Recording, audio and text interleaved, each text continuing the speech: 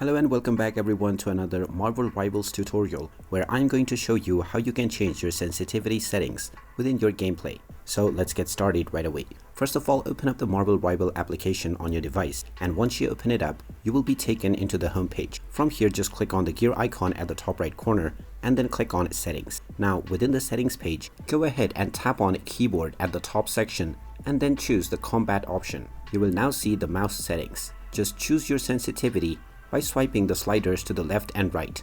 You can change the sensitivity for the horizontal as well as vertical axes separately, and you also have the options to invert both the horizontal and vertical axes.